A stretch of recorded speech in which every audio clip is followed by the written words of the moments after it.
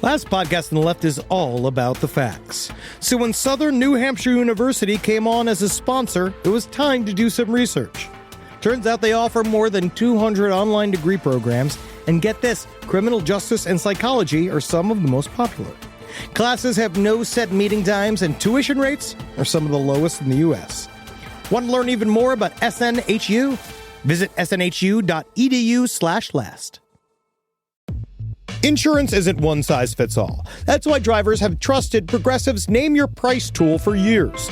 Just tell Progressive what you want to pay, and they'll show you coverage options that fit your budget. Visit Progressive.com to find a car insurance rate that works for you. Progressive Casualty Insurance Company and Affiliates. Price and coverage match limited by state law.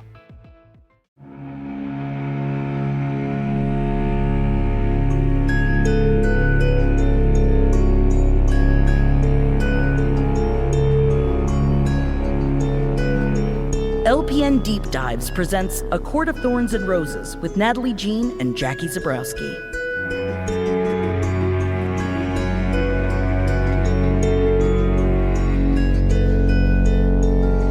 It began with a cauldron.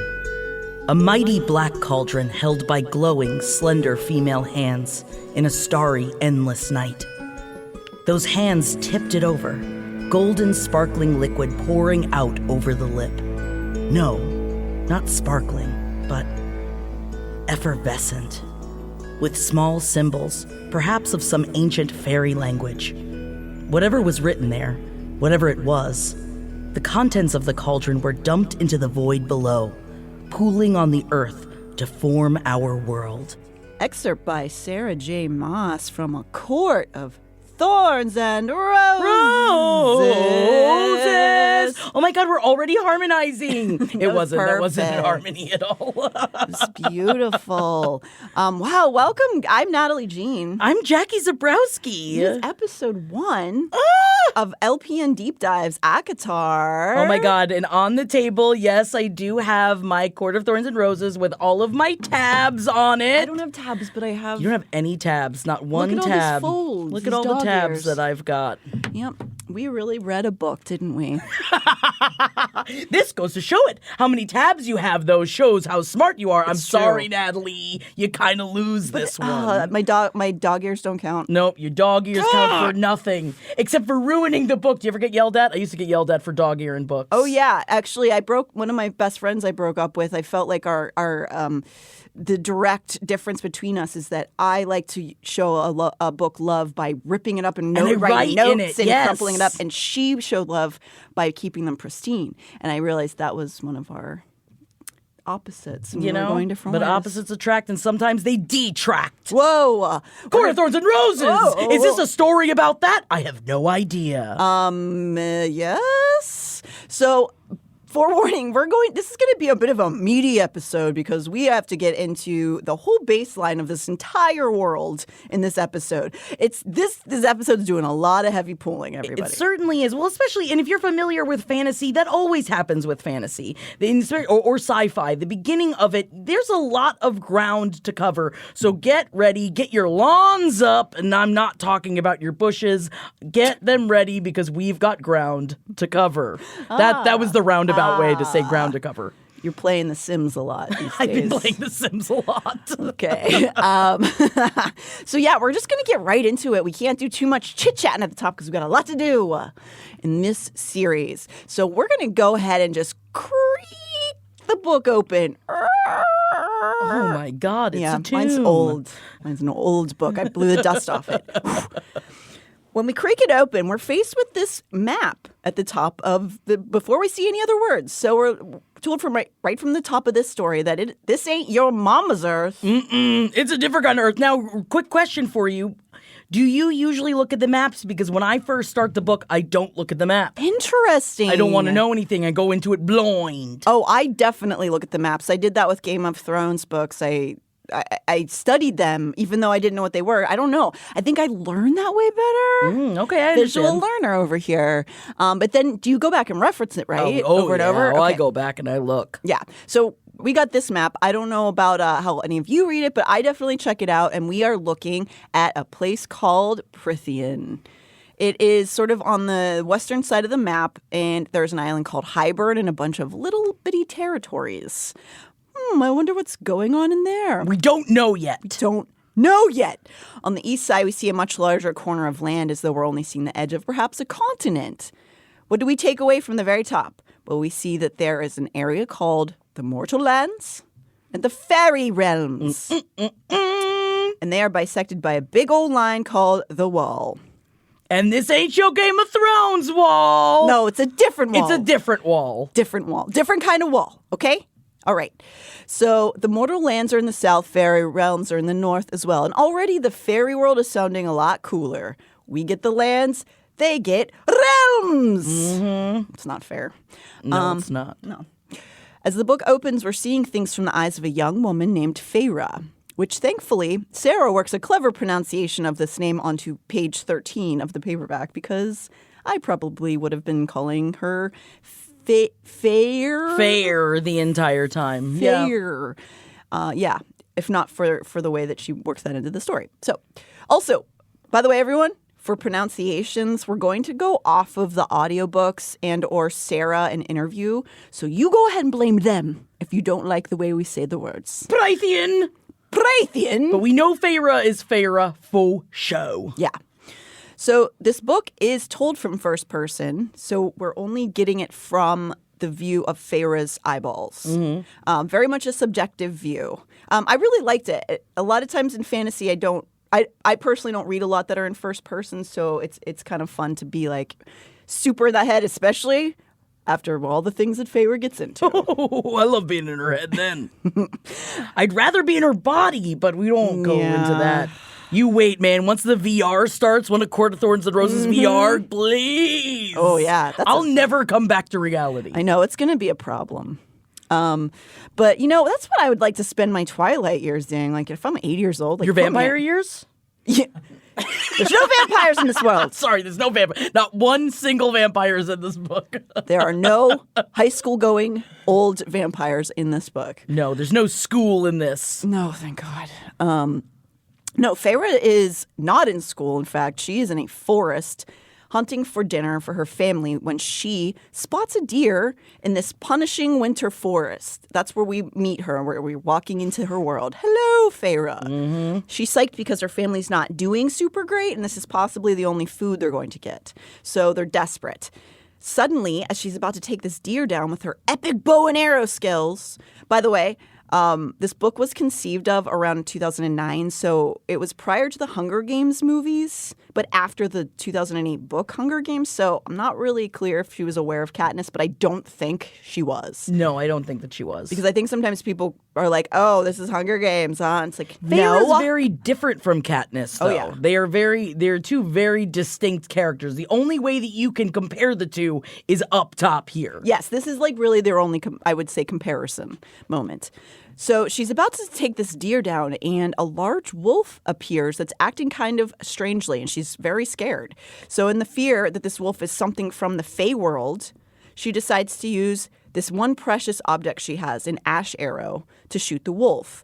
According to her, ashwood is one of the only known things that can easily kill a fairy in this realm, in this world. So the wolf oddly doesn't really seem to put much of a fight up, and she manages to take this big old beast to the ground. And so she's now gotten this deer and this wolf, and she's like, fuck yeah, man. I got food for my family. And I also have this big wolf that's kind of scary. I don't know what to do with it. He's too big. I'm going to take the skin. She goes and skins that big old wolf in order to sell it in her local village for some cash. No, it's a very sad up top in Feyre's world. I think that this is really goes to show, like, at this point of the book, usually when I read fantasy, I try and find immediately, like, am I like the protagonist? And I am not. I don't identify as a Feyre, especially with the whole, like, killing things and, like, taking care of her family. I don't think that it's just so much she's got to take care of. She really is. As we'll learn here shortly, she's got a lot of responsibilities. Yeah, for just a babe. She's like 18, 19 at this. She is 19 years old. Yeah, dude. So when she arrives home, we get our first glimpse of her family. And we learn that she has two sisters. And we understand from this point that they have a certain dynamic with each other. Her sisters' names are Elaine and Nesta.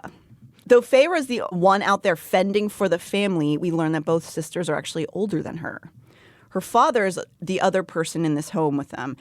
He is described as maimed and mentally broken from losing their family's fortune from a bad investment many years Aren't back. most fathers like that, though? I feel like I could have described my father like that. Just mentally broken. I mean, definitely from a certain generation, yeah. Emotionally maimed and mentally broken. Yeah, that's daddy.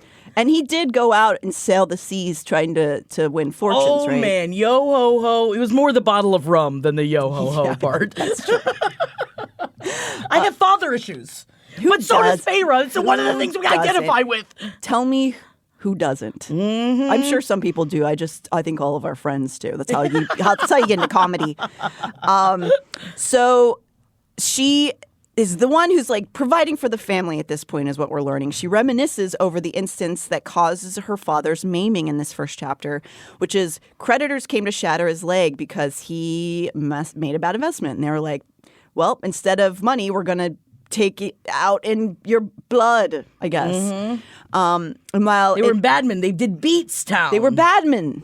They did do Beatstown. And as Feyre is reminiscing, we kind of get the dynamic of the family by her remembering that Nesta and Elaine ran and hid in that moment, and Feyre remained next to her father, begging them to stop, even though she was kind of powerless as a very young girl. It's also crazy, too, because it's an interesting dynamic between, that someone that I'm assuming she has sisters, because it's an interesting dynamic as the youngest that she has the power and the responsibilities. Feyre is the youngest of the three, and as someone that is the youngest in my personal family, I know none of the responsibilities go to me. You want me to kill a wolf? Nah, I'm just gonna be over here doing drugs and getting in trouble, but nobody cares because you're the youngest. Can That's you what the youngest imagine is supposed to do. if they sent young Jackie out into Queens to go find food for the family? You're bad. Oh, someone feed me. It's just going to be me going, somebody feed me, shaking my breast, somebody feed me. I mean, that's work. Yeah. You would have told some yucks, you know? Yeah, and given some yucks. Good. Weren't you like 10? Yeah, Okay. I was young. Yeah, I do wonder. I don't know what Sarah's dynamic is because she doesn't have a lot of biography stuff out so far. So I am also curious often, like, are any of these things reflections of her own family or her sibling dynamic? But maybe one day when we're all best friends, we'll ask her about it. Sarah, be our friend. Please, we respect you so much. That's how you make friendships, right? Is that sad? Begging her. So also, their mother is deceased, which is another fairy tale trope, by the way. While the two sisters aren't, the evil stepsisters, there is a little bit of a reminiscence of that. We see they're a bit selfish and helpless. So they're not necessarily like monsters, but they're like kind of brats. When they see that Feyre has returned with something of value, here is the exchange that they have in the book. "I'd love a new cloak," Elaine said at last with a sigh. At the same moment, Nesta rose and declared, "I need a new pair of boots." I kept quiet, knowing better than to get in the middle of one of their arguments, but I glanced at Nesta's still shiny pair by the door. Beside hers, my two small boots were falling apart at the seams, held together only by fraying laces. "But I'm freezing with my raggedy old cloak," Elaine pleaded. "I'll shiver to death." She fixed her wide eyes on me and said, "Please, Feyre." She drew out the two syllables of my name. Here it is, y'all. Feyre.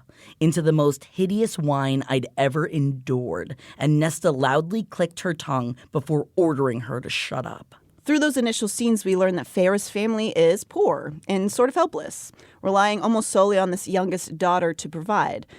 Also, Sarah provides this visual hierarchy in the simplest form, which is, in this section, we get a view of one of the only bits of color in this drab cottage. Feyre has painted their single chest of drawers for each sister. One drawer for each. Roses for Elaine on Elaine's drawer, fire for Nesta, and the night sky around Feyre's own. For as we all know, Jackie, Feyre loves to paint. She loves to paint. If there is one thing, I've got a couple of grievances with this first know book you in do. particular.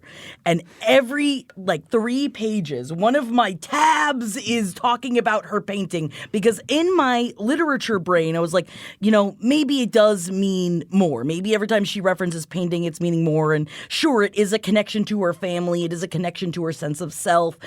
But other than that, it's just that she likes to paint. We know she likes to paint. She would love all the sip and paint businesses give we her have in some modern wine. world. You know what? That's what Feyre needs, man. Why isn't she drinking? She'd probably frown a lot I mean, less. she might coming up. I don't know. I don't know. So we learn in this chapter that Feyre is not taking care of her family solely out of the goodness of her heart, but because her mother on her deathbed made her promise that she would take care of the family. We learn more about her mother's dynamic with her later, which is just, as the youngest child, why'd you do that?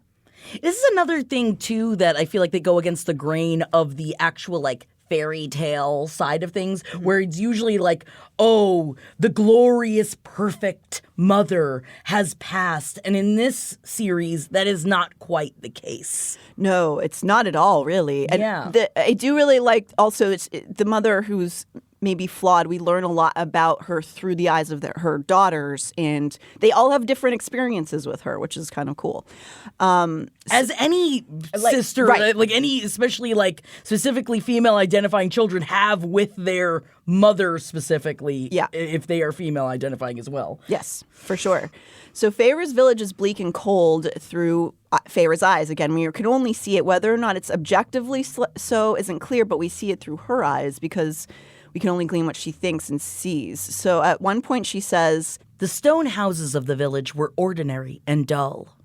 showing that she has a certain disdain for her surroundings, which would make sense since she also informs the reader that all of her friends and acquaintances turned their backs on the family when their fortune was lost. Fun! Isn't that fun? So she was canceled by her friends. So, of course, She ain't got no money no more. And she wants to paint. Doesn't she want to paint? well, she doesn't get to paint, does No, she? she doesn't have gets- the money for the paints. She gets to shoot food. So, I see how much I know about hunting. She wants to shoot food. So, so she, of course, wouldn't like her village. As we move along in this chapter, the sisters making their way towards the village, they encounter the area of the town where vendors are there, and they're attempting to sell this wolf's fur. They have several encounters while they're there. The first is by a robed woman who the Archeron sisters, that is their last name, Archeron sisters, recognize as one of the Children of the Blessed, which is a group of humans who worship the Fae. Does that mean that we are children of the blessed? I think so. Oh no, we're humans that just want to live in the Fey world. Yes. Because the more they describe the children of the blessed, they're like, Oh, you mean you and I? Yes, Yes, we are. children of the blessed. We are. Yeah. Because they are the humans that are obsessed with the Fey world, that believe in the good of the Fey. And all I could think of was man, I have a Let It Be tattoo. Man, if I was young enough, I'd be children of the blessed. I'd be yeah, man, I almost got a Namaste tattoo down my back when I was 19 years old. And that's because I was eating mushrooms every day. But I think at the time, I definitely would have become a part of the children of the blessed. It sounds like you were trying to get to Prithian, but you didn't know it at the time. You Yeah, were but taking a we bunch of never mushrooms. can because it's not real. Are you sure, though? I don't know. I'm going to keep trying. Okay, let's keep trying. My poor husband. Well, if he would just get with the program. Yeah, dude. He has read the first book, so I'll give that to him. He's got to keep going. He's got to keep going. So the Children of the Blessed are a group in this world of humans who worship the Fae, and most humans don't like the Fae. They are taught to fear them. And I mean, understandable. They put up a big wall and they're scary and they have magic powers, and the human People are just scared of the unknown. It's true. Human beings are scared of what they don't understand. Well, especially if all the people are poor and all the fairies Yeah, I guess are they're rich. having a rough go of it. But no, it's true. A lot of it is also just, superstition or the fear of the unknown. yeah, man, writings on the wall. Is that what Stevie Wonder was singing about? Was he thinking about Prithian. Yeah, he was thinking about Prithian. Hanging on the wall. Pretty sure. This isn't the wall he was talking about, I don't think. Yeah, I mean, can we prove it? No, we can't. So yes, the children of the blessed are generally looked at as fanatical and sort of annoying. I would liken them perhaps to like the Hare Krishnas who used to frequent public spaces. You know, the guys in the orange flowers, robes, man. Yeah, I feel like that's sort of the vibe that we're going with here, and all of the people are like, "Ugh, get out of here." And this is where we establish that Nesta and Elaine are wearing bracelets that are supposed to ward off fairies because of the disgust and hatred they hold towards the fae kind. This seems to be the general consensus of the villagers, as one woman who passes by the conversation they're having calls the robed girl a fairy-loving whore. In which case, call me a child of the yes, bliss. I'm a fairy-loving whore. Then as Feyre is deciding who to pitch this wolfer at, because there's a bunch of vendors, she spots a stranger, a woman mercenary, establishing that there is perhaps a series of woman warriors in this reality. A mercenary generally is described as a capable fighter who sells their skills to whoever has the coin, if you're not familiar with that word, instead of belonging to, you know, a certain country or army. They just will sell their killing wares. They work for the blade, by the blade. Yes, by the blade. But also, this is another cool turn in, like, especially a book like this, that it's a female mercenary. Totally. Which is kind of fucking fun. Yes, I like early on that we establish that there are different kinds of women, that they're not all the same woman. We're not all the same fae-loving whores. Sorry. So we won't be saying whore a lot, I swear. I don't know. Once you pop, the fun can't stop. It's true. It's a fun word to say. Come on. So Feyre strikes up a conversation with this woman who claims to have fought several fae beasts as a private guard at the fae human border. She first dismisses Feyre, but after Feyre explains, "Oh, I got this wolf pelt on my own, ma'am, because it's not something I stole. I killed this wolf." The mercenary's like, "All right, game recognizes game, bruh." Mm-hmm. And offers Feyre a large sum of money, way more than the pelt is worth. So Feyre's got a bit of coin in her purse. And then another kind of score comes along. Nesta clocks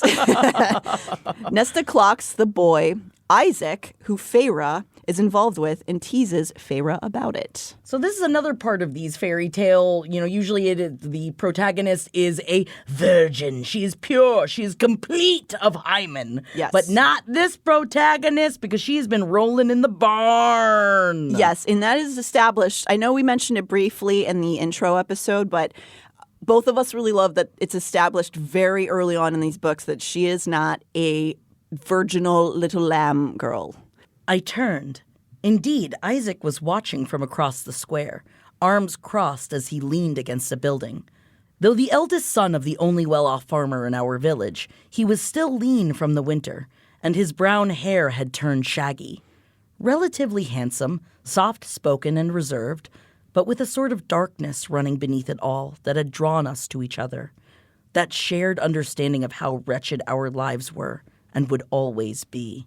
I do also want to bring up the fact that we'd only talked about the eggs he was bringing to market, and I'd admired the variation in colors within the basket he bore. You imagine? That's a pickup line, man. Nice eggs. Like the color of your eggs. You think that's how she did it? She said, like how your Let eggs me feel on look. them eggs. You selling these eggs? I'm selling my eggs. She wasn't selling her eggs. They had consensual sex. Yes, they did. Yes, and I also really like the description, a rush of shedding clothes and shared breaths and tongues and teeth. Nice. Man, I've always wanted to have like a tussle in the hay. But then you think about it, do I want hay anywhere near my holes? I think you would regret it. Yeah, I think I would. Wouldn't be worth And then it. I'd get a rash. Yeah. And then all week you'd have to hear me complain about the rash I got from when I had my tussle in the hay. It's true. Tussle in the hay. It's just like needle in the hay. It's just like it. So, yes, they did tussle in the hay quite a bit, and it's established early on that, yes, she's been having sex with this young man for 2 years, and that it is sort of the reprieve from this dark world that she's found herself inside of, and she doesn't maybe not in love with this guy, but she respects and appreciates that they have this joining during it, all of it. Loinal joining. After the deed, we return to the family's cottage later that evening and are settling in after this great sale she's made when their front door explodes and a massive beast appears. Bum. Feyre doesn't know what this creature is, but it's described as somewhere between a lion, an elk, and a hound with claws and fangs and antlers upon its head. And it's angry. Oh, he's mad. And it can speak. Murderers! It screams, and Feyre is like, oh, shit!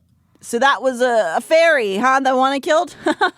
Whoopsie. Sorry about that. I must have killed the fairy. That wolf was, I guess, a fey creature. And much like the description she gave of the day whenever Feyre's father's leg was smashed, her sisters run and cower, and she stands and faces this beast. Who killed him? He roars, and Feyre goes into negotiation modes.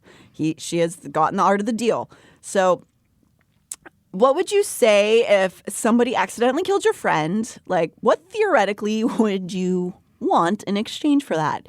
Because now she's realizing this creature has appeared because she clearly killed somebody he knew, even though she didn't know it was a fae, right?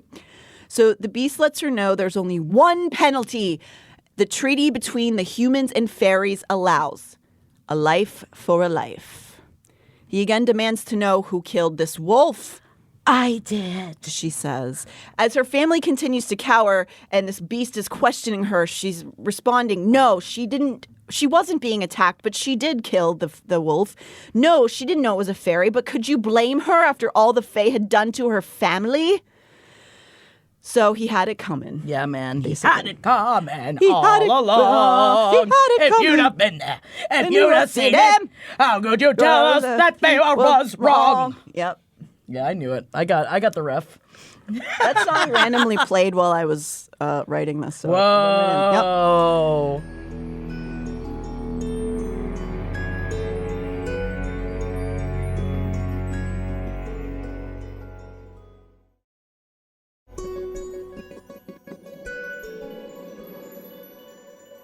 So Feyre accepts the blame for this killing and accepts her fate and begs only to spare her family from seeing this slaughter.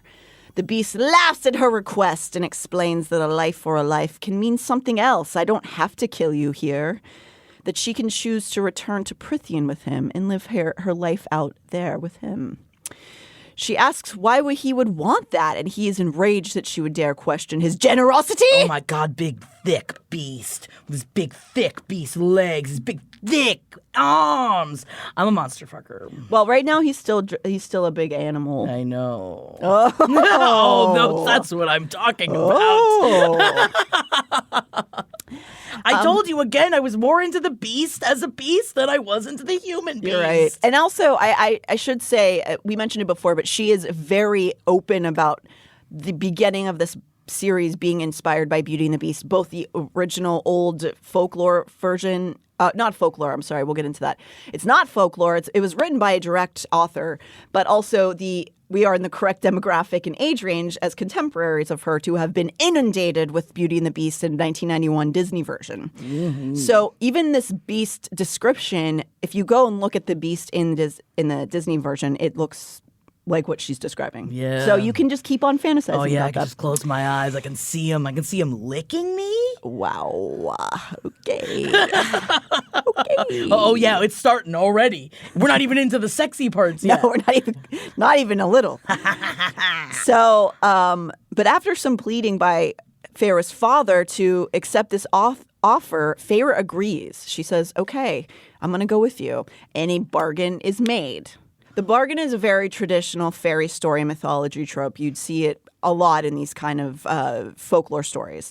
So Feyre agrees to leave with this beast who just busted into their cottage, though she's, terrified, rightly. And as she leaves, her father turns to her and says, if she survives, he grabs her by the collar, it seems like, and goes, "Never come back here.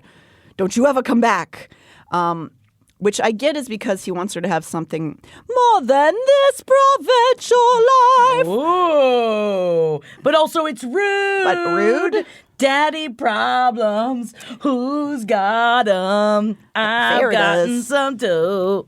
Yeah. Got daddy problems. So obviously she does too, because I get he's saying it in a sense of you're too good for this place, but he's also just like, don't come back You here. could like totally like add that on, you know, you'd be like, because like this isn't for you, you're better Right. than this life. Yeah, no, he's got to just like get out of here. Yeah. At this point in the chapter, she has gone over in her head the many held beliefs about the Fae and their realm, Prythian. And we as the reader are not really clear which of the superstitions are accurate. So we kind of go blind with her into this other realm. And I find that very exciting because we don't know anything about where she's walking into. No, as or we what start it's going to reading. be like. Yeah, so it could be like terrifying. So there's a sense that Feyre has that she might not even be able to breathe when they cross over the wall, or, you know, it's like going to another planet essentially. Yeah. You know, maybe she'll be murdered immediately. So any manner of unpleasantness, really. So as they begin their 2-day journey back towards the wall, separating their lands, because Feyre's village is relatively close to this wall as far as the human population goes, we experience her internal anguish and uncertainty. As for this beast, he's also pretty mysterious at this point. We don't watch him become violent, but he's also quite cold to her. So he has her magically restrained on a horse during this traveling, and after a while, we get the first internal experience of what magic is to her. She smells a, quote, metallic tang and becomes unconscious. And that happens every time magic is around her. And that was another thing that they kept bringing up that I was like, my question is why is it a metallic tang? What is it about magic that makes it like, why is that what is I don't know. like, transferred into human senses? I feel like that's sort of akin to a blood smell. Yeah. So I don't know if it's something like you jiggling your blood around. Jiggling my breasties around. Now, Yeah. does that mean every time I taste blood in my mouth, if I like bite the inside of my cheek, is that magic? It is. Please don't do this. I'll now. do it. I'll do it. Anything Jackie, for no. magic. Anything for magic. Don't do it. So please, at home as well, do not try Anything to bite for your mouth magic. open. So, looking for magic, yeah. When she awakens, we learn that she is in fact not going to a torture dungeon, but has arrived at a sprawling estate bedecked in flowers. Oh. Ah. Yes. Little birds are tweeting. There's a trickling stream somewhere. I can't do that sound. Aren't you calm right now? Everything about the scene screams opulence. This beast, who we come to find out is named Tamlin, a little later on in the book, is still in creature form. So she just is appearing in front of this sprawling estate and just following this elk thing into the mansion.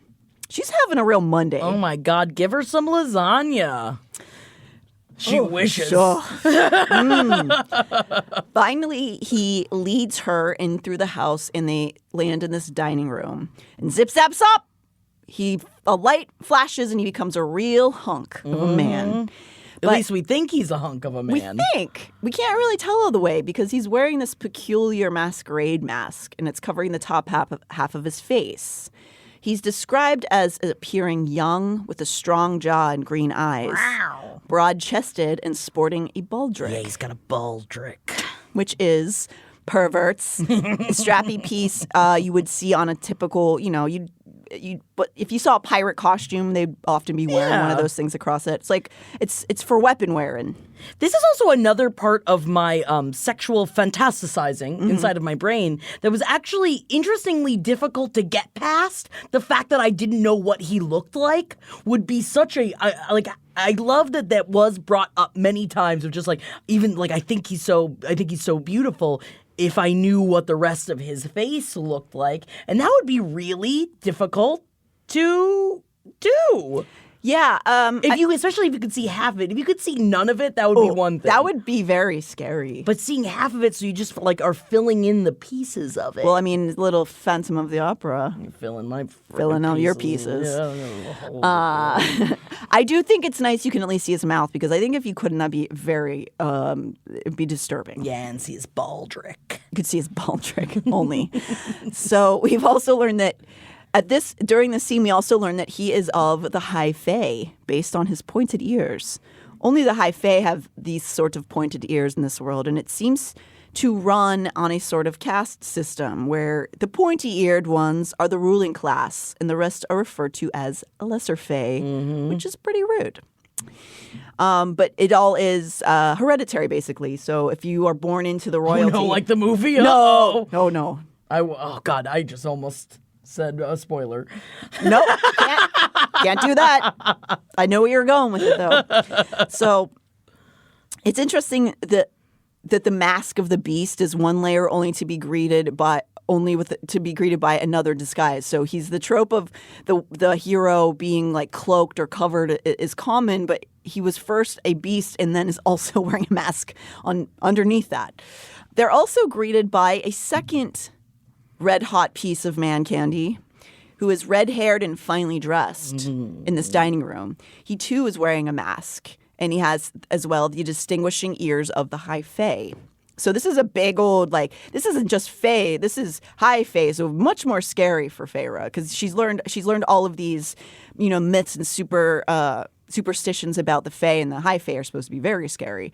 So, and in my brain, I wasn't turned on by Lucian until later on. Isn't that interesting? It is, because you like redheads. Yeah, I do too. I do. Obviously. I love a Ginge. Yeah. Give me a Ginge. But in my brain, I never saw it as, I never thought of him as a redhead. I only thought of him as a fox because his masquerade mask had a fox on, so I could only think of the fox and not of the red-haired part of him. It's interesting because we're seeing this through Feyre's eyes, so she's not necessarily drawn to him either. So that might also play into that. She's not describing him in a way that's sexy. Yeah. So we actually learned the name of this other fairy first. This red-haired fairy. His name's Lucien. And it's on page 53 of the paperback version. So even though we are greeted first with this wolf elk man fairy, we don't learn his name first off. Lucien is pretty upset about his wolf friend that she murdered accidentally, kind of, because this fae was glamored to look like a wolf. He was actually like a humanoid kind of fae like the rest of them. So that wolf's name was Andrus, by the way, and Lucien was very obviously upset because she killed him. So that made me mad, probably. After this tense introduction, we have a sort of My Fair Lady montage where we meet Alice, the servant tending to Feyre. So Feyre's shorn and clipped and scrubbed for dinner. Yep. Though Feyre, make her a real woman. Yeah, finally. This dirty rat. Nah, make her look more fuckable. Sorry. Oh, you're already apologizing? First episode already apologizing? I don't apologize. Make her more fuckable, Alice. But however, Feyre refuses to wear the dress that Alice has presented to her. She's not like the other girls. She's a little bit different. Yeah. She won't with the dress on, but she does agree to wear a new fancy tunic. And we learned from Feyre's internal dialogue that she doesn't want to have a dress on because pants help her run, basically. So the reason she wants to be able to protect herself. Yeah, understandably. So this is also how she dressed in the human world, even though we kind of quickly learned that that's not common for girls there. And she's saying, no, I'm not taking my pants back. I'm wearing my pants. Yes. So she goes down to dinner and she, has this first interaction with them. Finally, at the start of chapter 7, we learn that the beast turned masked man is named Tamlin. So Tamlin was one of the stories we mentioned that Sarah J. Maas was inspired by in creating this series. And just briefly, Tamlin is a Scottish-based origin tale, one that we as people have used and reworked and rewritten over and over. It is of the oral variety, like many of our base human stories, which we would normally refer to as a folk tale or folklore. So this is to say there's not an author credited to it. It is a story that's been told over the generations of people. Sort of like, the way that we as 90s kids somehow all knew that form of that game MASH. Oh, yeah. I don't know. Mansion, apartment, shack, or house? Yeah. Oh, yeah. It just went through. And there is a man who claims that he created it, but I don't think I believe him. No.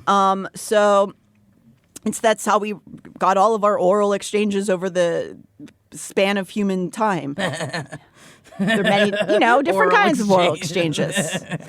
I am 12, Yes, going we on are. 36. Yep, pretty much. So the basis, there's many variations of this story, like all of these folklores. But the basis involves a mortal man who's named Tam Lin, who, after falling off of his horse, is captured by the Queen of the Fairies.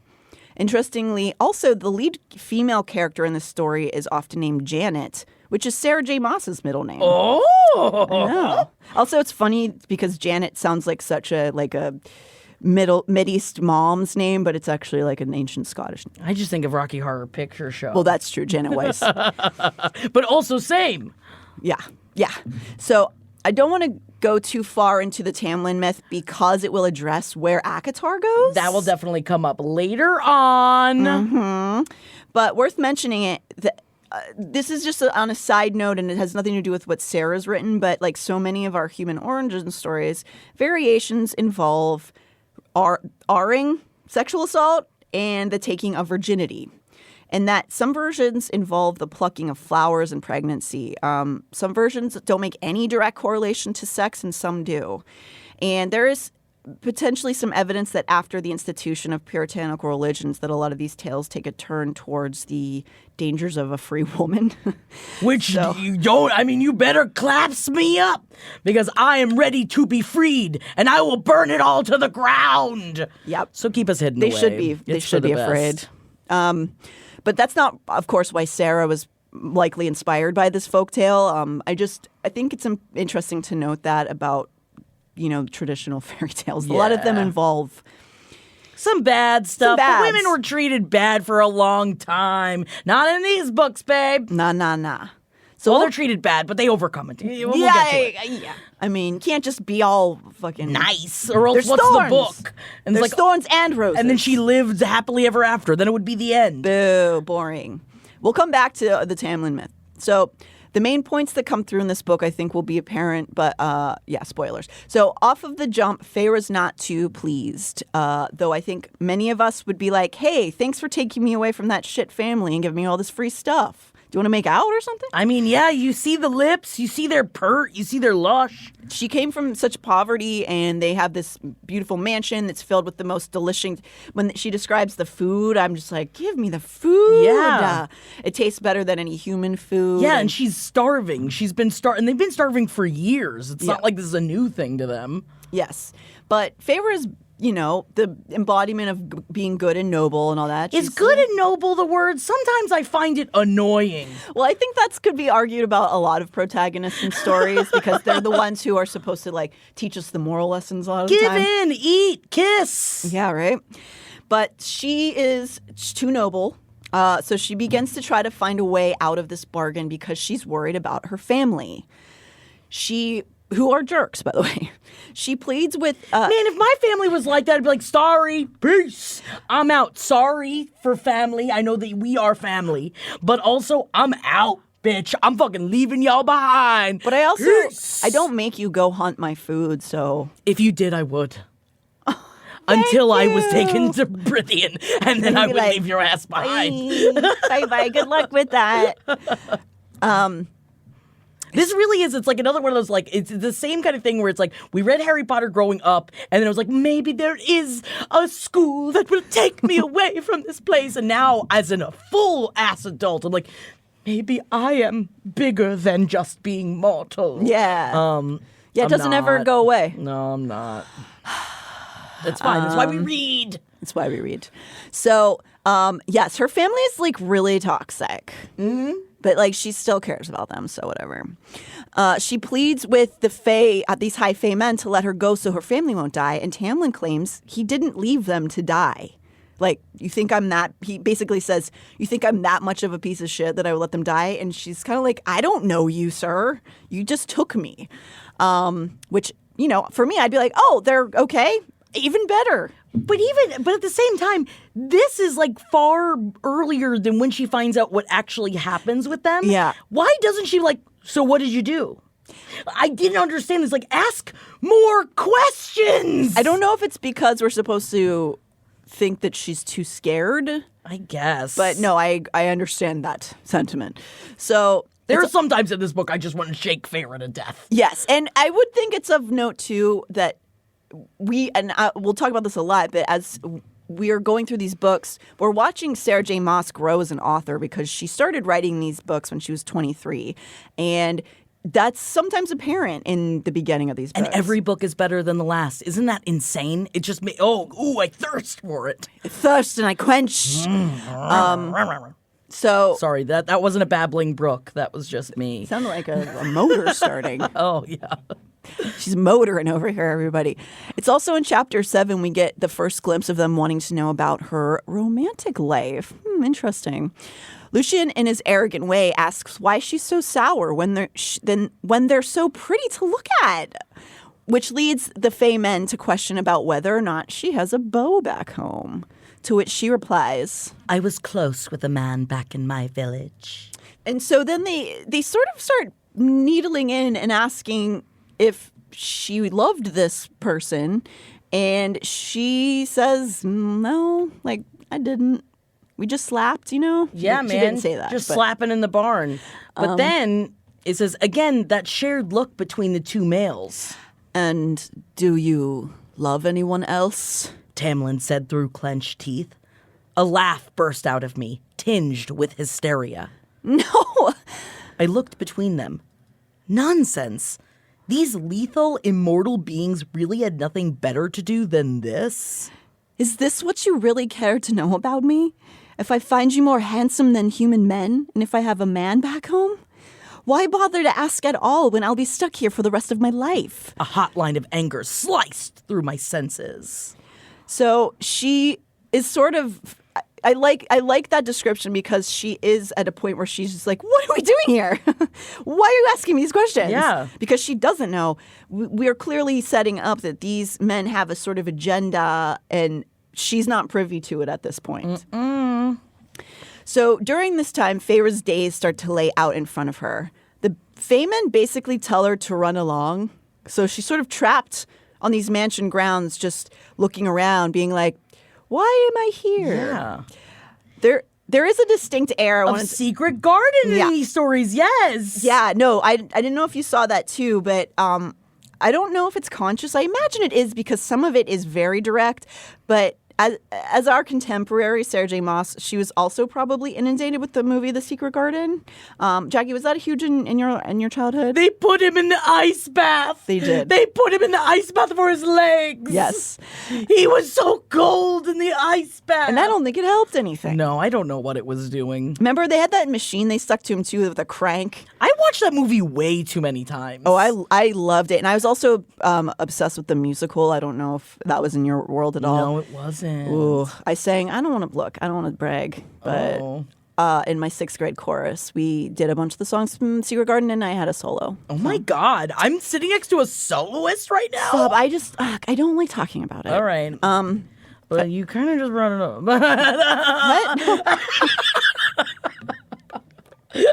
What?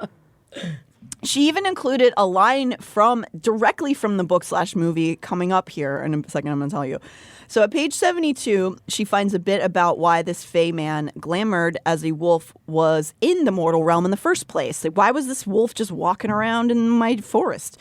This ain't on her. No. I mean, she was out hunting. She needed to feed her family. Exactly. And that was a scary-looking wolf. What are you going to do? So he explains to Feyre. So Tamlin explains to Feyre at this point that there is a sickness in Prythian that has been plaguing the land for almost 50 years. We don't learn a ton about this. The blight. The blight that he's describing just yet as we look through Feyre's eyes. We will learn a little bit later, though. But it also is part of the reason why they have the masks on their face. But again, she doesn't ask more questions. And he certainly isn't offering any answers. As we move into chapter 8, Feyre is developing a rapport with these Fey men, particularly with Lucian, who feels the dynamic feels very brother-sister to me. And then during one of these interactions, on page 79 of the paperback version, Feyre mentions that she's 19 years old, which, again, something I really appreciate about the books, that even though she's young, she's not a little girl, but a lot of the kind of fantasy books, like we mentioned in Game of Thrones, like, all the characters who are girls are like 12. Yeah, no, this one is primed. She's all juiced up. She's juiced, ready for those big lips. Even though in the Game of Thrones books, the 12-year-olds are having sex. Yeah, it's really well, gross. No. So, which is great. So Which is great. which is great. So as Lucian, and Tamlin are sort of developing these relationships with each other, and they gather at the dining room table a lot, Tamlin asks, Didn't your mother tell you anything about us when they're in a conversation? To which Feyre replies, my mother didn't have the time to tell me stories. Strange. Not telling you that her own twin sister was dead? My mother didn't have the time to tell me stories. My mother didn't have the time to tell me stories. She's such a surly little bitch. Love her. Which is, that's a direct line. So, in fact, also notable, what we know and learn about Feyre's mother is actually very similar to Mary Lennox's mother, which is a cold... Well, we'll get into that. We don't know too much about her mom yet, so I'm not going to say anything. But I'm curious if she was inspired by The Secret Garden as well. During these initial days, Feyre takes to riding through the surrounding forest with Lucien in her mind to come up with ideas to figure out how to get away, including trying to appeal to Lucien. It's on one of these outings where Lucien accidentally lets it slip that there is a she involved with this blight on Prythian, but refuses to say anything else. Interesting. There's a lady. Yeah, man, bad bitches, y'all. But not like a good bad bitch, like a bad bitch. No, bad.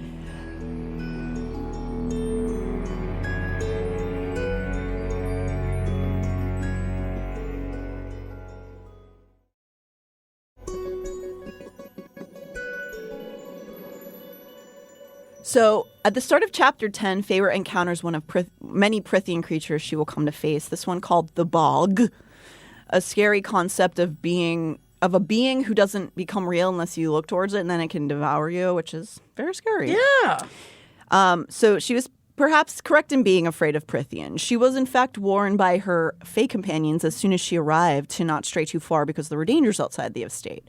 So soon after her encounter with the Bog, she meets another threat at the start of Chapter 11, a creature called a Puka that has the ability to transform into something that will lure you into its grasp with trickeries.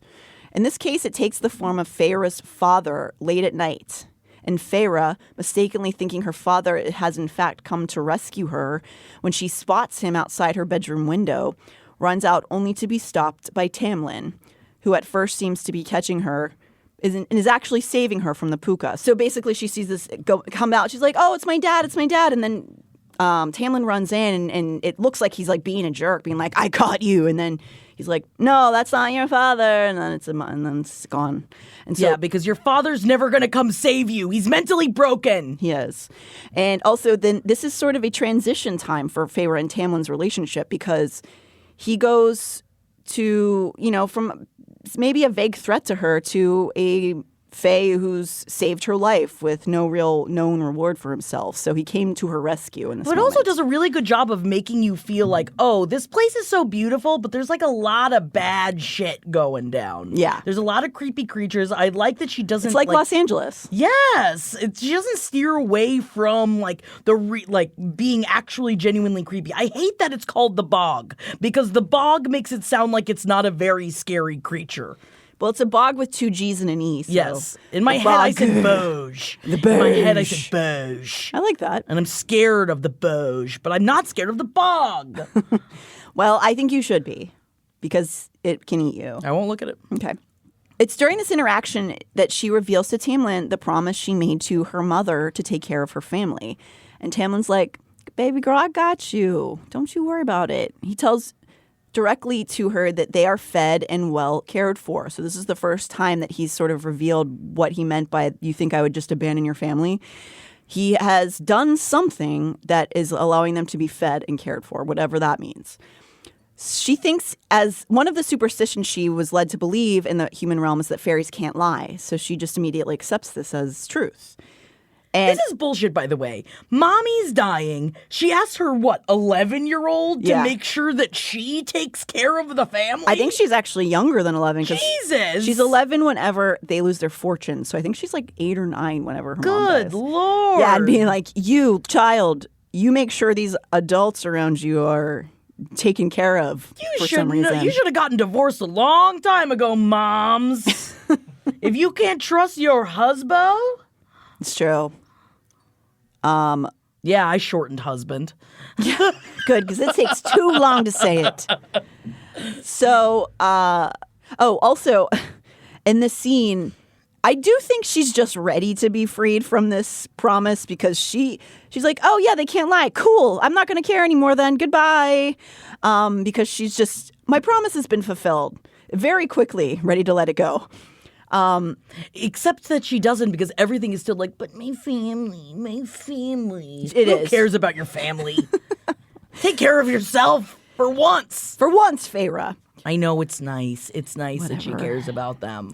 At the beginning of chapter 12, we learn that she is illiterate. We get a bigger scope at this point of how neglected and used Feyre really was by her family. Even before her mother's death, we learn her mother didn't really have value for her daughter's education, so she barely taught her things that were so not sexy, like reading and writing. Yeah, but you Gross. learn how to Ew. flirt and you have tussles in the barn. Yeah. But no, her older sisters know how to read and write. Yeah. But then by the time they got to Feyre, they're like, nah.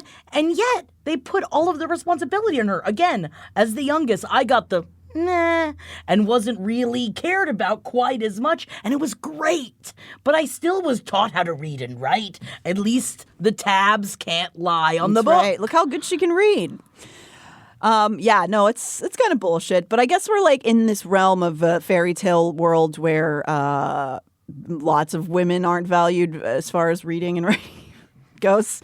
But that's Borosnoro. It is Borosnoro. And so as we're learning these facts about her, we come to a scene where it's late at night and she can't sleep and she's walking around the house. She's sketching a map out using crude symbols because she can't write. So she's trying to basically just like get her bearings when nobody else is around, or at least she thinks nobody else is around.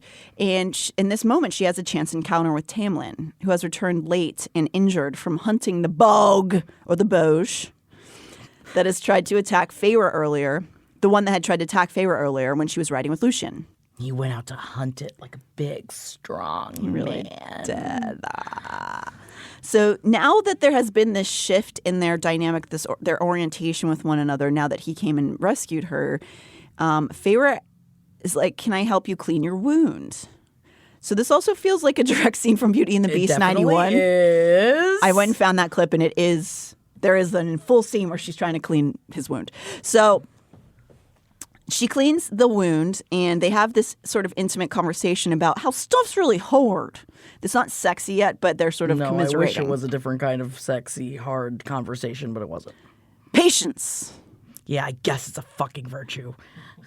They slowly are becoming more comfortable around each other, and one day, Feyre asks if she can have access to the study on the estate's ground, which again is like Beauty and the Beast, when he leads her into this wide-sweeping study/library.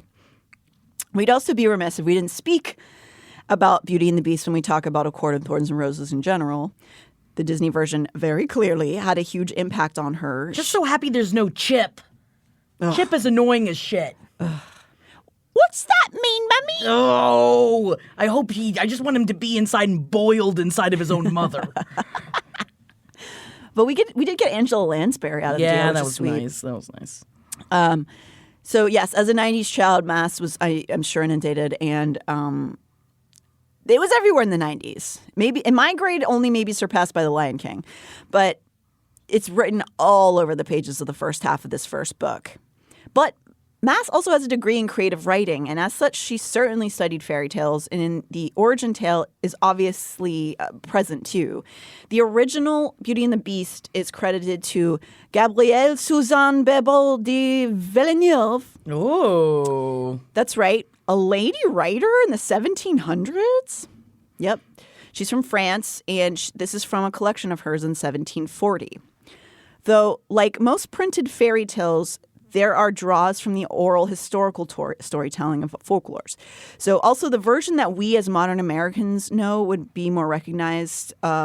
It was published by an author named Jean-Marie Le Prince de Beaumont in 1756, who was the one who actually drastically abridged Gabrielle's original novel-length story into something for school-aged girls to read and to teach them moral lessons. Yeah, go for the ugly ones because they turn into a prince. And you lick their wounds for lick it. them. I don't think that they were probably teaching lessons that we would particularly agree with in modern society, but basically this woman I would have stayed with Gaston. Yeah, I'm throwing it out there. Wow. I mean, he's thick. Yeah, he drinks all those eggs. What would you talk about, though? Who needs to talk? You're right. You're right. So I'd end up having sex with Smee of the Beauty and the Beast. What's his name? it's me of Beauty and the Beast. LeFou? LeFou? That one. I didn't It's end true, up having sex with LeFou. him. Yeah. It's true, LeFou. It's LeFou, I think. Okay. So, yes, the woman who actually wrote the book is not often recognized as the writer of Beauty and the Beast because the woman who turned it into a child age book was a different lady. So I do think Maas read through both of those versions, and I think she takes some of the cherished elements from this baseline and begins to fiddle with them in this first book. So in Beauty and the Beast, for example, when she arrives to the library, it's because she loves to read. But in Akhtar, it's because Feyre is trying to teach herself to read and write on the sly. But what about her painting? She can't paint right No, now. she's got the painting instead of the reading. That's how you make it a No, little it's different. It's very different. Even though the Fae are pretty aware she can't read, she's trying to hide it from them that she can't. While she is spending time in this library/study, she comes across this giant mural of the creation story, which is the thing we started the episode out with. It's this cool, I really enjoy, again, as a visual learner, I really enjoy the description of seeing this mural, which is describing the creation myth, basically, of Prythian. So also, if you look at the edges of the map, on the first page of Court of Thorns and Roses, and on the corners, you can see the little cauldrons pouring out their contents, which I think is a fun little detail in the art. This mural affects Feyre in that moment, causing her to feel small and foolish, and she abandons her attempt at learning all these new stupid words she's trying to read and write. Well, it's also very interesting, too, because in the Fae world, the idea of the cauldron and the mother is their religious aspect of it is very inherent. It's it's a big part of the world of the Fae. But in the human world in this story, religion is gone and the gods have been forgotten. So I do think it's a very interesting way that she's another way that the humans and the Fae are different is that they have different importances on the aspects of religion. The fact that there's this huge mural of the cauldron and everything is like, oh, cauldron to that, bitch. I forget what they say. I love cauldron By to the that. cauldron and to my cauldron, but also cauldron to that, bitch. I think it should be Cauldron to that, Tamlin's new catchphrase. No, I like that too. I think maybe that is to display how much they detest the Fae. That the Fae are the ones those are Fae gods. We don't have those gods anymore. There's no gods for us. Because that's sort of like mystical and magical, and then we don't like supernatural things in the human world because they're jealous. Yeah, man. Wouldn't you be? Yeah. I'd be children of the blessed. They think that they can't tell lies. They think all these crazy things about them. And some of them are true. That's sort of like the ash. Like the ash arrow. So in that moment, she feels very defeated and small, seeing this huge world that she knows nothing about. And as she's kind of going through these motions, Tamlin encounters her in the library and tries to offer his help. And she gets embarrassed. She's like, I don't need your help. I can read fine. Get out of here. I hate you. And she lashes out. And in her head, she hears Nesta mocking her with these words that are not being said, but she hears them inside. Illiterate, ignorant, unremarkable, proud, cold.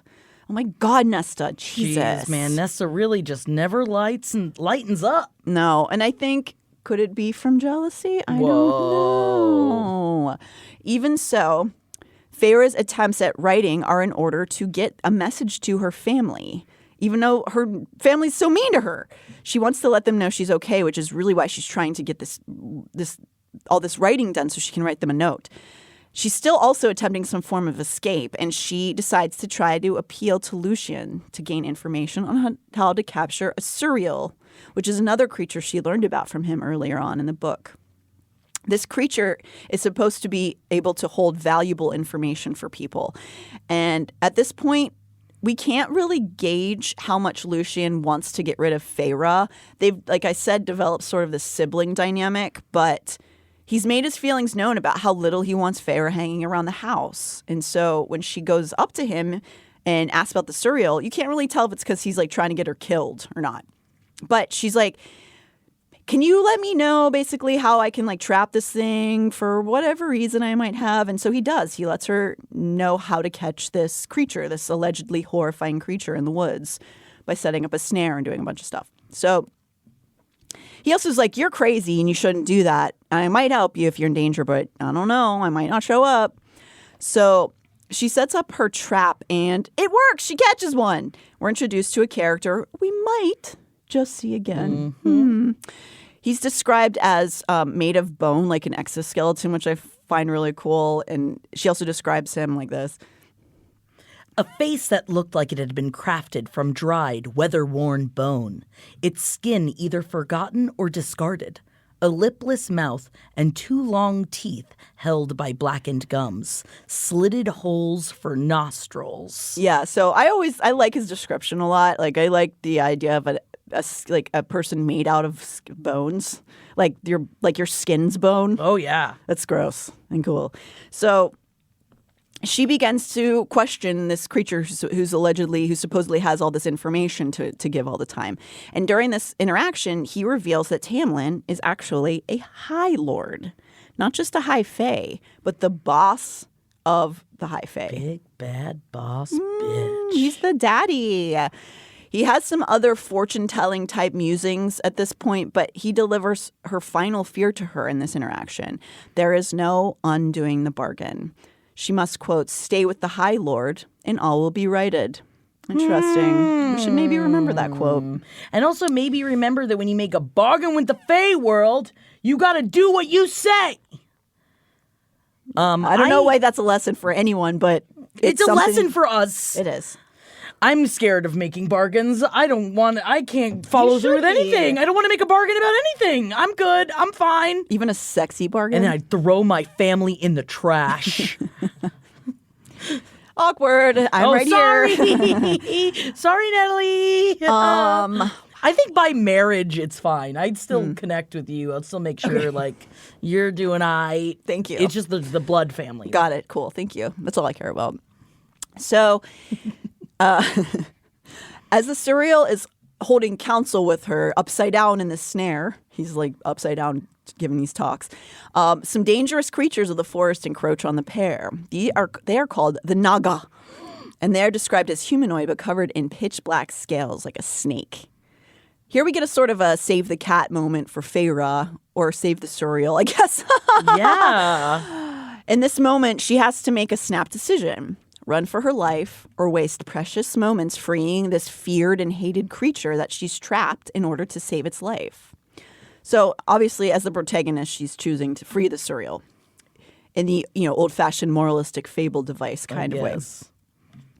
We also get to see Feyre's raw talent for battle in this scene. She screams for help, but before Tamlin arrives, she's clawing and stabbing and arrowing her way through this group of these Naga creatures. And you love to see it. Man, good for her. I know. It's fun. So I do like that she's in this like dangerous thing, and she's mostly taking care of it herself, but Tamlin bursts in and also finishes the job with her. But he does, in fact, arrive to help her, and we get one of the first glimpses of carnal desires. When he removes his tunic to give her to wear over her torn clothes, as she thinks. I pulled on Tamlin's tunic over my own, ignoring how easily I could see the cut of his muscles beneath his white shirt, the way the blood soaking it made them stand out even more. I mean, he just charged to the woods to fight a bunch of creatures for her, so, like, is she not going to get all horned up from that?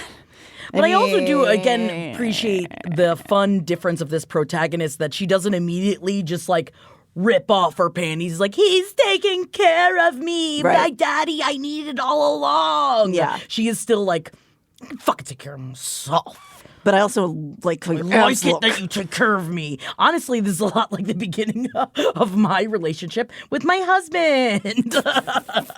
Fine, I guess you can take care of me.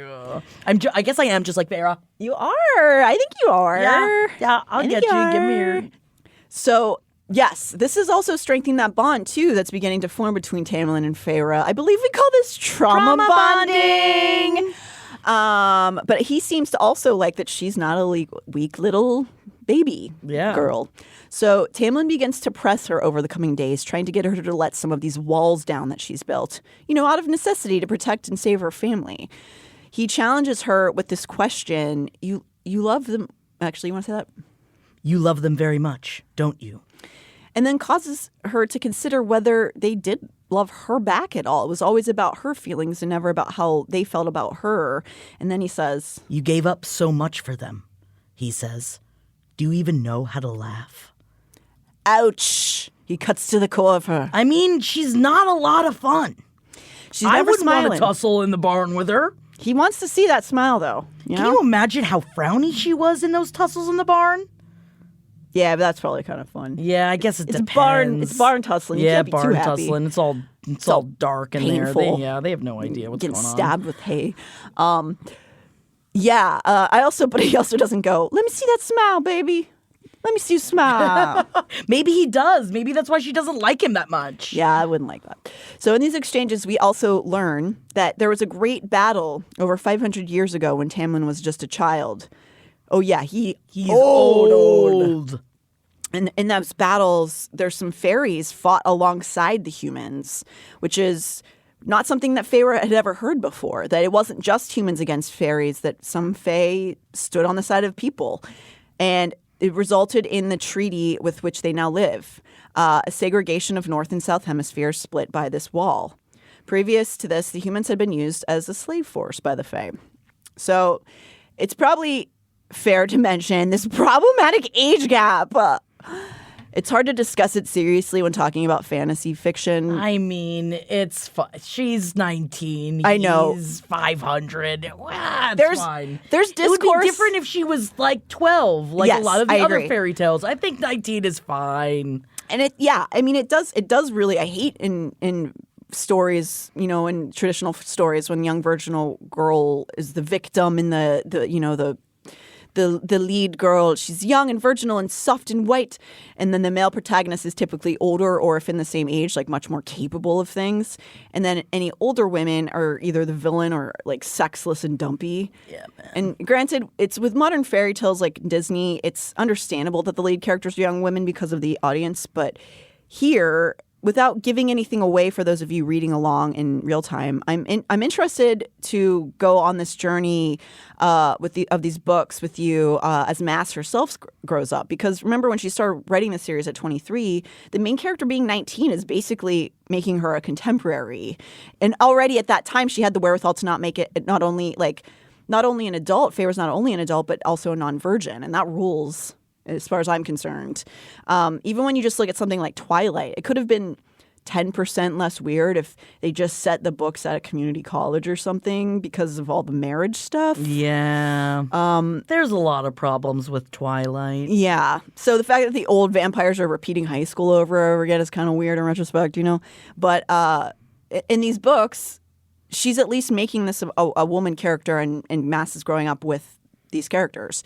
So it's interesting. I'm just interested for you to read through it through that lens. So we learn a bit of exposition here in these scenes, and now that Feyre seems to let go of having to rescue her family, she's like, oh, what do I want?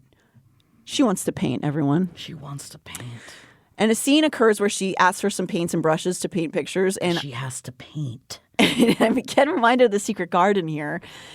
Please, sir, may I have a bit of earth? Oh. A bit of earth where plants can grow. This is where I diverge from the book, and I'm just like, oh my God, if I could just paint. Oh, give her the fucking paints already.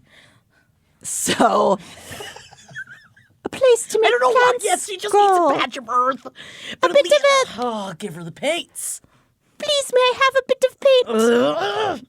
So, to talk about trauma bonding, we're getting towards the end of this episode. The same You evening. talking about us? Or are we trauma bonding right now? I mean, I think that's already, that ship has Been sailed. established. So the same evening as this interaction that we just talked about, Feyre is awakened from a nightmare and hears a commotion downstairs, which turns out to be a fairy that Tamlin discovered on his Oh, lands. this part is so upsetting. It actually makes me very emotional when I read this scene. Yes. So this fairy is mortally wounded. He's dumped there by this woman, I guess. Again, he keeps saying she. Interesting, isn't it? He's a fairy from Summer Court, we learn. And this woman that he's talking about, they keep talking about this she, has ripped off his wings. Actually, more like torture porned his wings off. It seems like she kind of hostiled them off with a rusty cut saw. off his wings, and now he's from a different court because only the spring court has these masks. So this fairy doesn't have a mask on. Yes. And it's established he's a lesser fae and he's blue skinned. Doesn't have the ears. And so it's truly a heartbreaking scene. It makes me tear up as Feyre runs in to assist with what we soon find out is a death scene. They're unable to help this fairy who's bleeding out, and because he's beside himself with agony over the loss of his wings, he doesn't really seem to want to live very much. And Feyre holds his hand as he dies. And this part always makes me feel teary. She says, "You're going to get your wings back." And he asks, "Promise?" "Yes." Oh. And he smiles and closes his eyes. It's really sad. And we learn about all three of the main characters' capacity to feel love and grief in this scene, when all three are stricken in different ways with this blue-skinned fairy's death. And then the trauma bonding goes the other way. The following day, we get our first taste of something stirring. Thank God I need it. I need the horniness to be ramped up. What better antidote to witnessing death than some unabashed flirty girl behavior? Oh my God. He's got feelings in there. Oh my He's got this rough God. exterior like a monster per se. But then on the inside, Gentle hands of a healer. Oh my God, the gentle hands of a healer. So the next day, basically, I have such intense FOMO about this scene. I want to be here. so badly. Please kiss me. I want to see the stars in the water. So Tamlin says he kind of comes up to Feyre and says, "Hey, so that sucked last night. Let's go relax today somewhere." And Lucien also comes along as a cock block for some reason. Why is he there? Get out of here. We're trying to create stirrings. I don't know why, but Although for me, I'm down with it. I mean, if he wants to watch, he can watch. I was already saying when I was writing this, there has to be fanfic about this scene somewhere. Yeah, I can't believe. I think it's for the best that I haven't looked into the fanfic of these books yet, because I'll never be the same again. I already told you, I've already mentioned that I subscribe to several Patreons who does art fanfic of these. So we'll talk about it. Whenever they're doing this, I think maybe they're trying to get across the point that Lucian's, for some reason we don't know yet, is trying to get these two together. Yeah, man. Why? I don't know. So this is the scene. Yeah, but then he's not doing a good job if he goes with them on their romance on the grassy knoll. He wants to make sure there's penetration. Yeah. He just wants to get an eyeful. So I will watch the tape of him watching my them. God, please. So they go to this field, and this is the way it's described. We sat atop a grassy knoll, overlooking a glade of oaks so wide and high that could have been the pillars and spires of an ancient castle. Shimmering tufts of dandelion fluff drifted by, and the floor of the clearing was carpeted with swaying crocuses and snowdrops and bluebells. It was an hour or two past noon by the time we arrived, but the light was thick and golden. And they're just chilling on this grass. She just goes on to describe how she runs her fingers through the grass, and it's like nothing she's ever felt. It's almost like a young Jackie on mushrooms. Oh, yeah.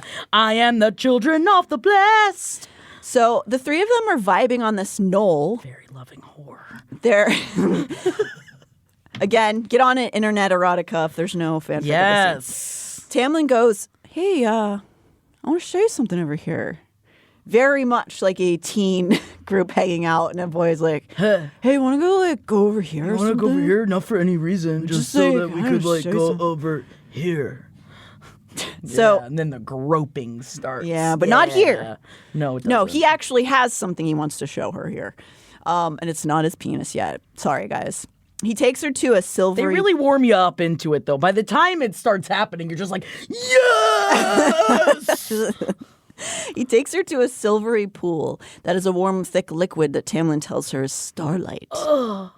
And so he challenges her to a swim. We're going to cover this scene in a different way, folks. But we're going to stop here. There's so much base plot, and I am famished. Woo! I wish I had some of that delicious Fae food. Oh. I wish I had that. I wish I had their clothing. Yes. There's not a lot of clothes. Okay. There's Not yet. Not yet in the first chunk of this book, but we're going to be discussing fashion in the upcoming Are seasons. you really going to call it fashion? Yeah, I am. Yep. I am. Fashion. We have to redo the David Bowie song. Fashion. Yeah. Right now, they are all just wearing tunics. Yeah, and so baldricks that they put on the floor so they can swim in the starlight. Yep. Put your baldricks on the floor. Put everybody baldricks on the floor. Let your baldricks hit the floor. Okay. Then they're all wearing tunics. All we know so far is Tamlin favors greens and silvers, and Lucien prefers reds and oranges and golds. Wow. Beyond that, we've only established that the clothes are set in fairy tale time and that proper women wearing dresses. It makes Feyre's tunic and pants ensemble even more standoutish. Not like the other girls. She's not. So we got it done. We got the baseline down. Join us next week as she glanced this way. I thought I saw. And when we touched, she didn't shudder at my paw. Oh my God. Beauty and the Beast. Yes, please join us next week because things are going to start getting hot. So hot here. And get this song out of my head. Please read one page into chapter 31 or page 269 in the paperback edition. And now, Dudes Grappling with Erotica for educational purposes only. Featuring Holden McNeely. No, I wouldn't let him have the satisfaction of embarrassing me. I'd had enough of that lately, enough of that girl encased in ice and bitterness. So I gave him a sweet smile, doing my best to pretend that my stomach wasn't flipping over itself. A swim sounds delightful. I didn't allow myself room for second guessing, and I took no small amount of pride in the fact that my fingers didn't tremble once as I removed my boots. They didn't tremble as one moment. Then I unbuttoned my tunic and pants and shucked them into the grass like so much corn. My undergarments were modest enough that I wasn't showing much, but I still looked straight at him as I stood on the grassy bank. The air was warm and mild, and a soft breeze kissed its way across my bare stomach. Side note, the so much corn bit was added by me. Slowly, so slowly, his eyes roved down, then up. Come on over, Red Rover. That was also added by me. As if he were studying every inch, every curve of me. And even though I wore my ivoring underthings, that gaze alone stripped me bare. His eyes met mine, and he gave me a lazy smile before removing his clothes, button by button. I could have sworn the gleam in his eyes turned hungry and feral. Oh, yeah, you dirty dog. Dirty dog was added by me, enough so that I had to look anywhere but at his face. I let myself indulge in the glimpse of a broad chest, arms corded with muscle and long, strong legs, before I walked right into that pool. He wasn't built like Isaac, whose body had very much still been in that gangly place between boy and man. No, Tamlin's glorious body was honed by centuries of fighting and brutality. Ooh. So yeah, Lexi keeps trying to get me to read these books, but bro, I don't think I can read a book with characters' names like Tamlin and shit. You know what I'm saying? Anyways, celebrity influencer holding out. Booyah! Hey, babies! For more fairy talk and hot touch, join us every week here on LPN Deep Dives ACOTAR, available wherever you get your podcasts.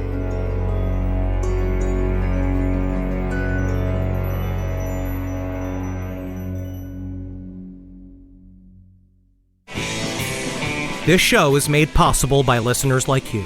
Thanks to our ad sponsors. You can support our shows by supporting them. For more shows like the one you just listened to, go to lastpodcastnetwork.com.